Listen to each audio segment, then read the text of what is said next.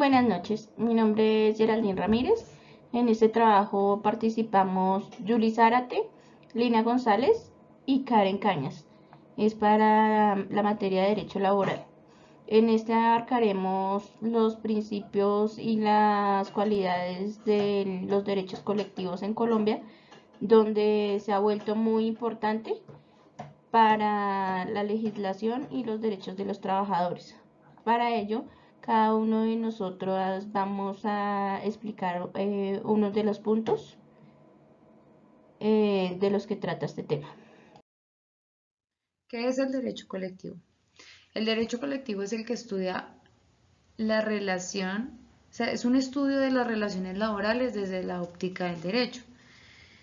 Hablándolo legalmente, establece el artículo 353 del Código Sustantivo del Trabajo, de acuerdo con el artículo 39 de la Constitución Política, que todos los empleadores y trabajadores tienen derecho a asociarse libremente en defensa de sus intereses formando asociaciones profesionales o sindicatos, y estos poseen el derecho de unirse o federarse entre sí. Resulta y pasa que la parte de colectivo se asocia a que son varios empleados, varias empresas, varias agremiaciones, por eso se le denomina colectivo. Como bien lo ven, el derecho colectivo está reglamentado por el Código Sustantivo del Trabajo.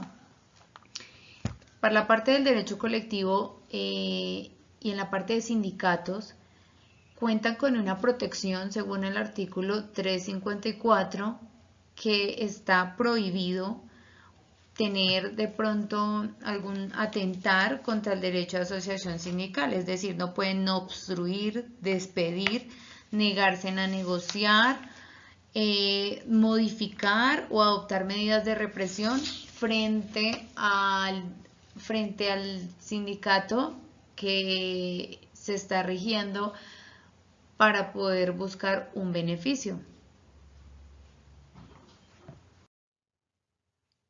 ¿Qué es un sindicato? El sindicato es una asociación de sin ánimo de lucro integrada por los trabajadores de una empresa cuyo objetivo es la defensa y promoción de sus intereses sociales, económicos y profesionales. Es una organización de libre ingreso y retiro de los trabajadores, bien como ahí lo pueden leer o escuchar. Habla de que para la parte de sindicato no se necesita ni tienen algo reglamentado, digamos que tiene que mantenerse en cierto tiempo, no. Es de libre ingreso y libre retiro, así como ingresan, así pueden salir y retirarse del sindicato. El sindicato está clasificado de 4 maneras: está de empresa, de industria, gremial y de oficios varios. ¿Qué significa de empresa? La parte de empresa significa que son varias profesiones, oficios o especialidades trabajando en una misma empresa. Esa significa la de empresa. En la parte de industria nos encontramos que es formados por individuos que prestan sus servicios en varias empresas de la misma industria o de la misma rama. Es decir, puede ser la parte de las obras en la parte de la ciudad. También encontramos el gremial, que es conformado por individuos de una misma profesión, oficio o especialidad. Y también encontramos la de oficios varios, que esta es diversas profesiones, son varias profesiones de una misma actividad o de un mismo oficio que, digamos, no se pueden integrar en la misma empresa. Es decir, la empresa es tan pequeña que, digamos, se unen de varias profesiones, de varias empresas para poder conformar el sindicato. Ya más adelante les voy a explicar por qué hay esta opción y por qué se genera. En el artículo 364, personería jurídica, dice que toda organización sindical de trabajadores, por solo hecho de su fundación, a partir de la fecha de la Asamblea goza de personería jurídica. En esto que encontramos, para tener toda la parte del sindicato encontramos que está regido y tiene que tener una organización, unos estatutos, número mínimo de empleados, empleados directivos, libros, presupuestos, varias opciones que ahí están descritas como lo pueden ver. Entonces encontramos lo siguiente. En la parte de organización, en el artículo 359, da las siguientes especificaciones, es decir, el número mínimo de afiliados tiene que ser 25 trabajadores. No puede haber un mínimo menor a este número de afiliados para que pueda ser conformado el sindicato. Se tiene derecho, en la parte de estatutos, se tiene derecho a redactar libremente sus estatutos y reglamentos administrativos. Esta parte es muy autónoma, pero no quiere decir que no esté regida sobre alguna ley o sobre algún estatuto específico ya demandado. En el artículo 373 y 374 se señalan de manera general las funciones que se pueden tener en el sindicato. Entonces el sindicato sí es estudiar las características y igual manera eso va asociado a la parte de la profesión, los salarios, las prestaciones, los honorarios, el sistema de protección, de prevención de accidentes y demás condiciones en la parte laboral. En la parte de libros es que siempre cuando se comienza un sindicato se debe tener siempre un libro en el cual se va a estipular toda la parte de asambleas, toda la parte de decisiones, toda la parte de todo lo que se está estipulando se tiene que siempre dejar allí escrito. Es lo que se necesita cuando tenemos un sindicato. En la parte de presupuestos habla también de que a nosotros en la parte de empleados va a ser desde la parte de su salario se va a descontar una parte del sueldo para que tenga fondos la parte del sindicato. ¿Sí? Esto es voluntario, o sea, voluntario es en el hecho de cuánto van a dejar descontar de su salario. Siempre para eso se tiene toda la parte de presupuestos, la comisión del tesorero, depósito de los fondos y todo eso rige durante todo el sindicato. Ahora, si la persona decide retirarse, tiene que informar al empleador y a la parte del sindicato que no continúa para que esto se retire y él no siga teniendo el descuento de esta parte. En la parte de disolución y liquidación, entonces en la parte de disolución y liquidación, según el artículo 401 del Código Laboral del Sindicato, para que se liquide o para que ya no continúe la parte del sindicato, tiene que tener las siguientes indicaciones. Debe ser por acuerdo cuando menos de las 2/3 partes de los miembros de la organización estén de acuerdo con ello. Cuando se cumpla cualquiera de los temas de las exigencias o de la parte de que el empleado está solicitando, cuando se llega a un acuerdo, cuando toda la parte queda explícita de que se cumplió, se puede hacer la disolución, discúlpeme, de la parte del sindicato. Y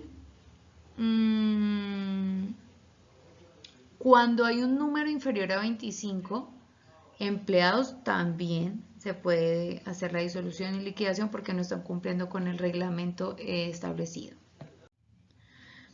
Fuero sindical.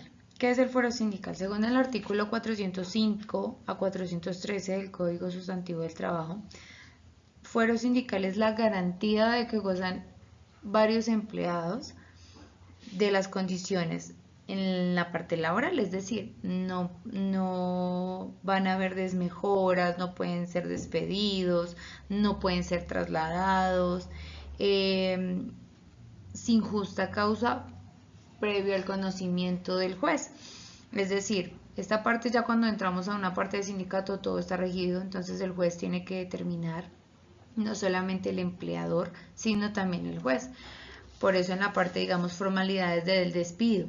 En la parte de formalidades del despido no pueden retirar a la persona sin la justa causa. Cuando se encuentra la justa causa tiene que ser expuesta al juez. El juez mira, evalúa mandan a la persona que está en vigilancia y seguridad y evalúan si es así, determinan que puede ser despedido o no. ¿Sí? En la parte de protección, pues ya sabemos que se cuenta con una parte de acobijo, se podría decir, de seguridad sobre poder formar, dado que puede pasar de que los empleadores pues cojan represalias contra los empleados, pues porque no les beneficia de cierta manera la conformación pues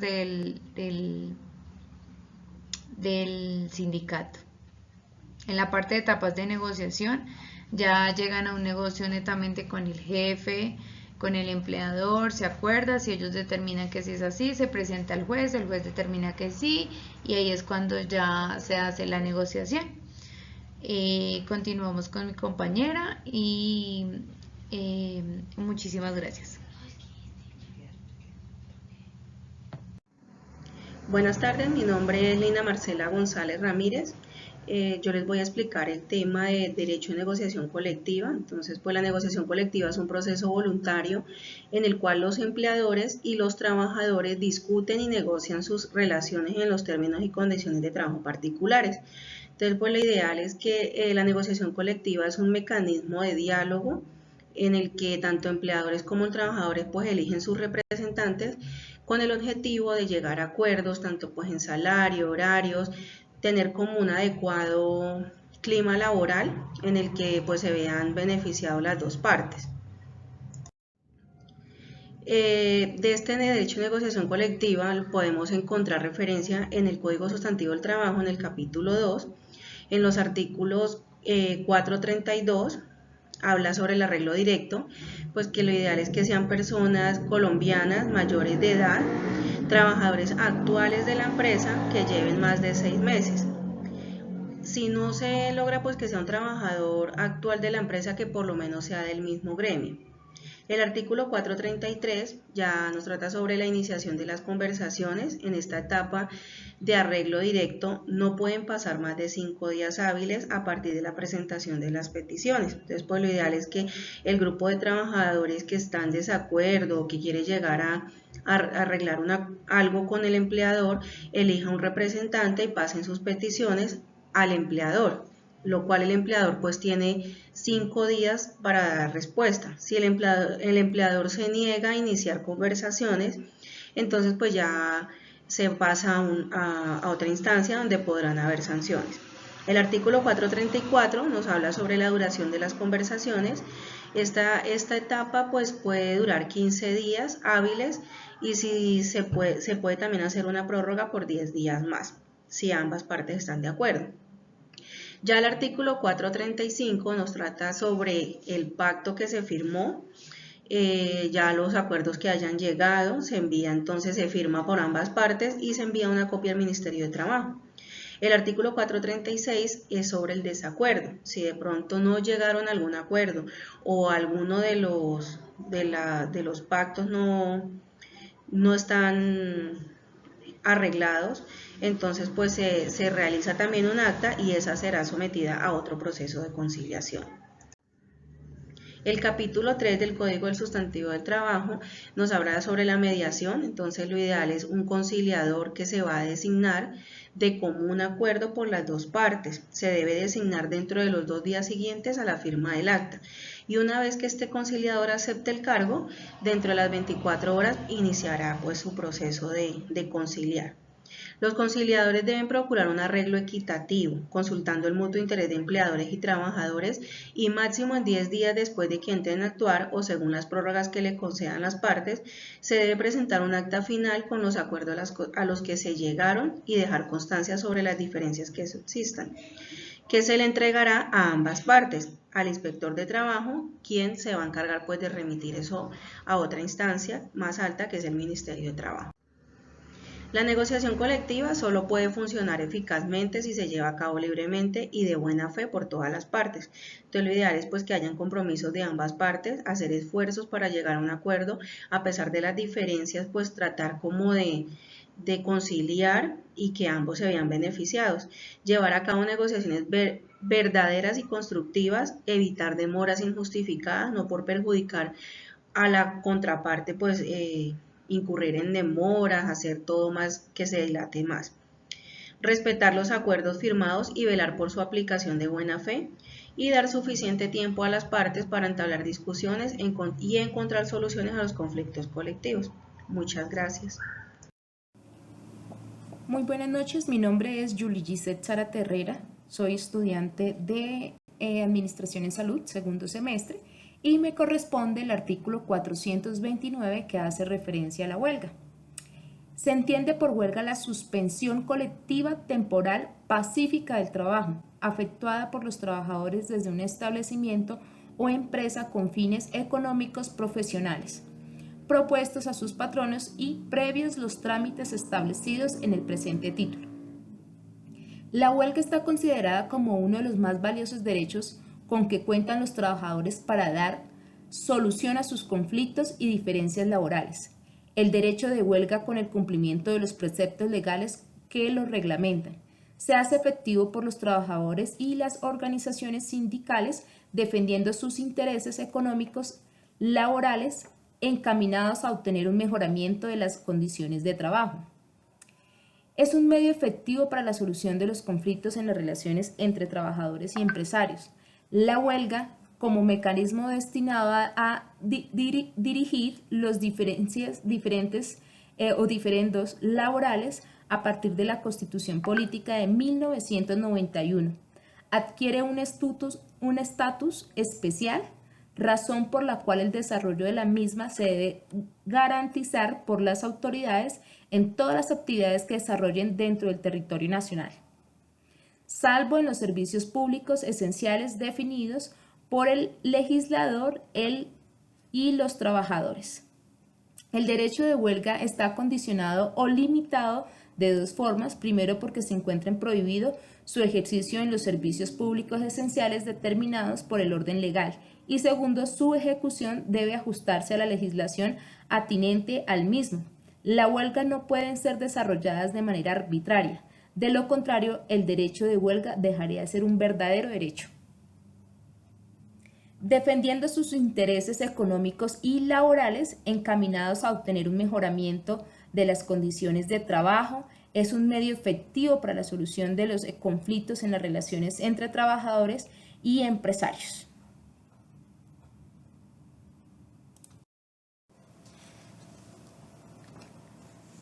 El derecho de huelga está condicionado o limitado de dos formas: primero, porque se encuentra prohibido su ejercicio en los servicios públicos esenciales determinados por el orden legal, y segundo, su ejecución debe ajustarse a la legislación atinente al mismo.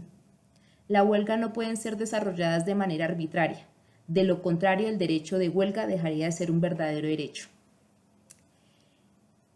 La huelga ilegal se da cuando hay negociaciones entre el empleador y el trabajador.